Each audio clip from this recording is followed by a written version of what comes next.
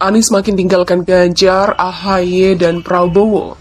Erick Thohir mulai mengancam nama Puan, malah tidak ada. Ada hal menarik dari survei Indonesia Political Opinion atas elektabilitas tokoh-tokoh politik pada pertarungan Pilpres 2024. IPO menemukan kesimpulan AHY sebagai tokoh paling signifikan alami peningkatan elektabilitas. Kondisi yang sama juga dialami Erick Thohir dan Ketua Umum Partai Amanat Nasional, Zulkifli Hasan. Keduanya mencatat kenaikan elektabilitas di mana Erick mendapat angka tinggi.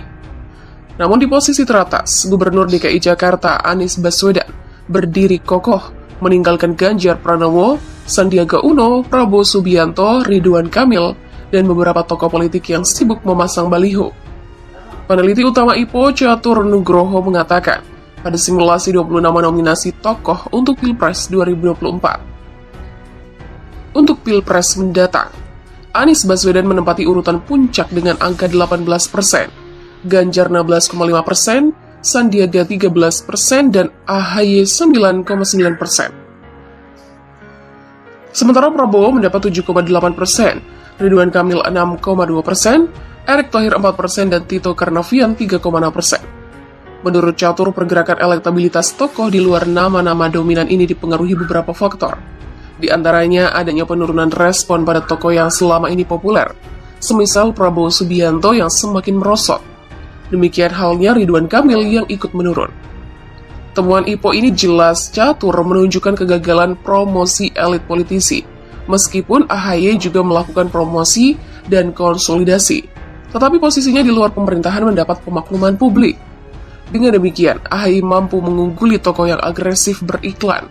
Erick Thohir dan Zulkifli Hasan adalah elit yang belum menghidupkan mesin popularitas, tapi justru popularitas mereka tumbuh signifikan. Survei dilakukan terhadap 1.200 responden pada 2 hingga 10 Agustus dengan menggunakan teknik multi-stage random sampling. Tingkat akurasi survei mencapai 97% dengan pengukuran kesalahan atau sampling error 2,5%. Puan dan PDIP kritik Jokowi.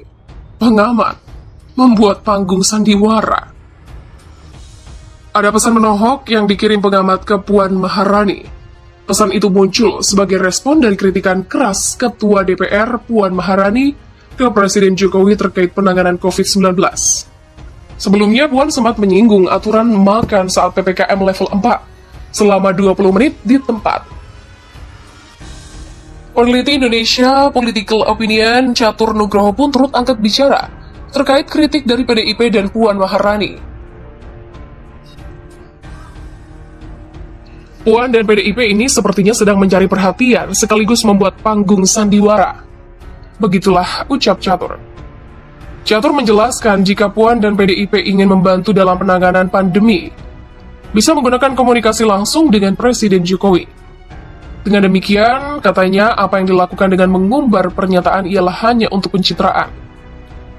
Catur lantas mengatakan Jokowi masih menjadi petugas PDIP, sehingga pendapat yang disampaikan Puan bisa melalui partai. Oleh karena itu, jika Puan dan kader PDIP yang berniat membantu Presiden Jokowi, bisa menyampaikan melalui struktur partai. Puan kembali menuai sorotan usai mengkritik pemerintahan Presiden Joko Widodo. Puan diketahui menanyakan efektivitas dari aturan makan yang dibatasi dalam PPKM level 4. Namun pandangan lain bisa dilihat dalam bentuk kritik itu. Sebab Puan dan Jokowi merupakan petugas partai PDIP. Catur pun angkat bicara terkait pandangan itu. Menurutnya bentuk kritik dari Puan Maharani dalam komunikasi politik sebagai pencitraan menuju pemilihan Presiden 2024. Bentuk kritik dari Puan sudah sepengetahuan dari Ketua Umum PDIP Megawati Soekarno Putri. Dengan demikian, Catur menilai Puan ingin menunjukkan keberadaannya meski mendapat larangan sebelumnya. Catur mengingatkan ucapan Megawati yang membicarakan petugas PDIP untuk membantu pemerintah. Jokowi kan petugas partai yang sama dengan Puan. Jadi kalau kritik bisa dijalankan dengan struktur partai, bukan malah berkuar-kuar di media. Begitulah jelasnya. Selain itu, Catur melihat Puan ingin menunjukkan kepada para kader PDIP bahwa dirinya cocok sebagai ketua umum. Ketua Umum PDI Perjuangan Megawati Soekarnoputri meminta Menteri Pekerjaan Umum dan Perumahan Rakyat, Basuki Hadimulyono, agar konstruksi bangunan dilakukan tahan gempa. Pembangunan juga harus memperhatikan tata ruang berdasarkan koridor strategis. Sekjen PDI Perjuangan Hasto Kristianto menyampaikan hal itu kepada Basuki dalam webinar antisipasi dampak ekonomi terhadap 8 juta tenaga kerja industri jasa konstruksi dan jasa pendukung pada masa COVID-19 yang digelar. Bu Megawati menyampaikan salam dan mengingatkan. Bu Megawati menyampaikan salam dan mengingatkan tak hentinya agar Kementerian PUPR terus mendorong kebijakan tata ruang. Pastikan seluruh upaya pembangunan Indonesia Raya didasarkan koridor strategis. Begitulah kata Hasto. Hasto mengingatkan pada 1958 Proklamator RI Soekarno telah menetapkan berbagai bentuk koridor strategis. Misal di Sumatera akan menjadi pusat perkebunan Indonesia. Di Jawa, tata ruangnya adalah industri jasa. Khusus di Bandung menjadi pusat industri pertahanan. Kalimantan menjadi pusat pemerintahan sekaligus pusat kekuatan angkatan udara. Di Maluku disiapkan menjadi pusat industri maritim. Dan di Papua menjadi pusat pertahanan kelautan Indonesia. Bu Mega mengingatkan konsepsi tata ruang harus disiapkan dengan sebaiknya, sehingga pembangunan Indonesia Raya dilaksanakan dengan visi jangka panjang, walaupun pemerintah hanya maksimal 10 tahun sesuai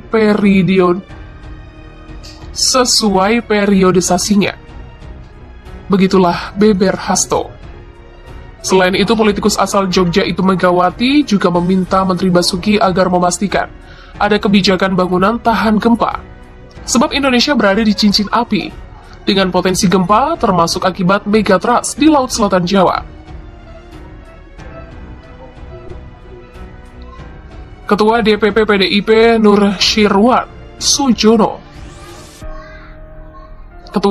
PDIP Nusyirwan Sujono menjelaskan diskusi itu dilaksanakan demi mengevaluasi dan memperoleh gambaran kebijakan yang menjadi solusi atas masalah ketenagakerjaan di sektor konstruksi. Bagaimana pembangunan infrastruktur yang masif memberikan dampak yang maksimal bagi masyarakat. Ia menerangkan Ketua OJK Wimbo Santoso akan berbicara soal kebijakan perbankan dan non-perbankan, serta mengantisipasi masa pandemi, termasuk soal restrukturisasi berbagai BUMN serta sektor swasta. Sementara para direksi perusahaan konstruksi akan bicara soal bagaimana agar ada titik temu kebijakan pemerintah dengan keadaan BUMN dan swasta. Intinya, bagaimana di tengah kesulitan pandemi, ekonomi Indonesia tetap bergerak. Inilah pilihan ideologis kita. Apapun kesulitan yang dihadapi rakyat, negara harus hadir, mendorong jawaban atas hak rakyat mendapat penghidupan yang layak dan manusiawi. Begitulah tegas Nusyirwan. Di acara itu selain Hasto dan Basuki hadir Nusyirwan Sujono, Ketua OJK Wimbo Santoso, Wadirut Bank Mandiri Alexandra Askandar, Dirut Waskita Karya Destiawan Suwarjono, dan Dirut PT Jaya Konstruksi Sutopo Kristanto. Pesertanya adalah ratusan kepala daerah serta pengurus PDIP seluruh Indonesia.